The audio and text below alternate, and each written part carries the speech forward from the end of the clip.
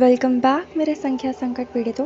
तो इस वीडियो में हम वापस हैं class 11th applied maths chapter 1 numbers and quantifiers के पहले लेक्चर प्राइम नंबर्स के साथ। लास्ट वीडियो में हमने जाना था प्राइम नंबर्स क्या होते हैं, ये सब हमने जान लिया था। इस वीडियो में हम पढ़ेंगे कि हम प्राइम नंबर्स पढ़ते क्यों हैं, what is the importance of prime numbers. तो फिर से एक कहानी के साथ हम पेश हैं, स्टार्ट करते हैं अपनी कहानी।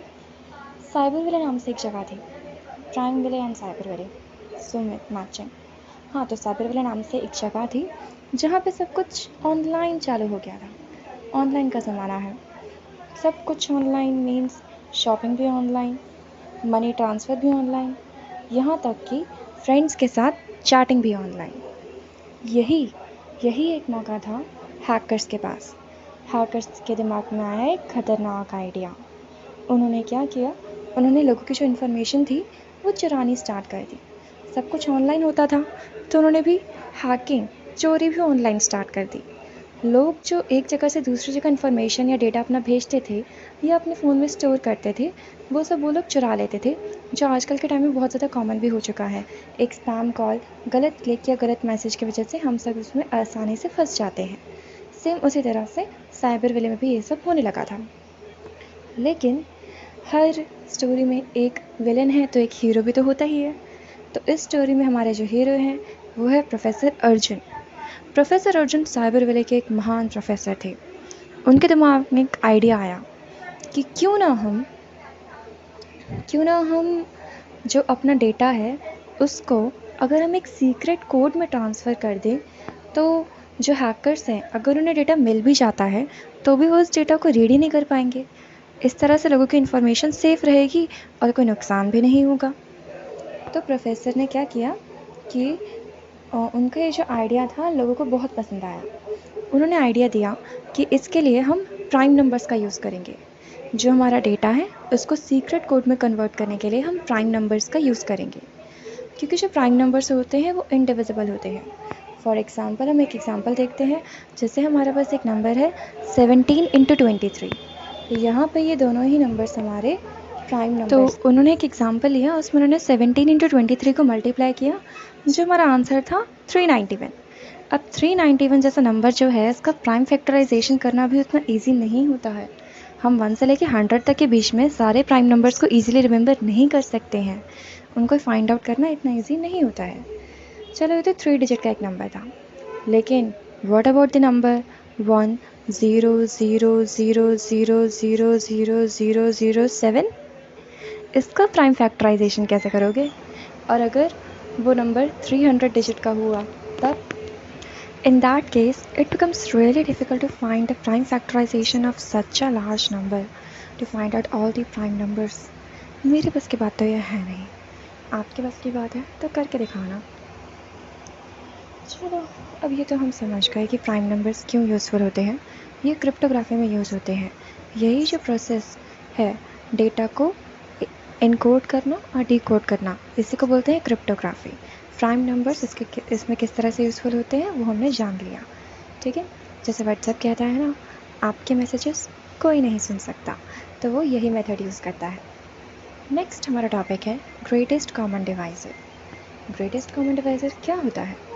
It is the largest number that divides two given prime numbers. Greatest common divisor वो नंबर होता है, लार्जेस्ट नंबर, जो कोई भी दो गिवन नंबर्स को ईजिली डिवाइड करता है, ठीक है। Greatest common divisor, for example हम एक एग्जांपल से समझते हैं। जैसे कि हमारे पास दो नंबर्स हैं 10 और 25। फैक्टर्स आपको पता होगा, फैक्टर्स वो नंबर होते हैं जो किसी नंबर को कम्प्लीटली डिवाइड करते हैं, गिविंग द रिमाइंडर 0। तो जो 10 है उसके फैक्टर्स आते हैं हमारे पास 1 2 5 एंड 10। सिमिलरली 25 के फैक्टर्स में हमारे पास आते हैं 1 5 एंड 25। अब इन कॉमन फैक्टर्स में से अगर हम देखें तो सबसे लार्जेस्ट कॉमन नंबर हमें जो नज़र आ रहा है वो हमें दिख रहा है 5।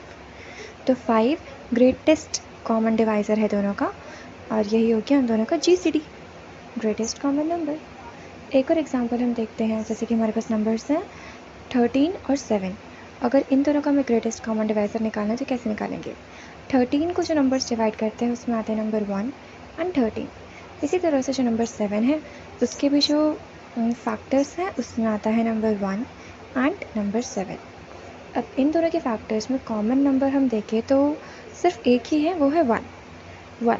तो 1 ही इनका क्या हो गया, GCD। ऐसे नंबर्स जिनका GCD 1 होता है इनको हम बोलते हैं को प्राइम नंबर्स।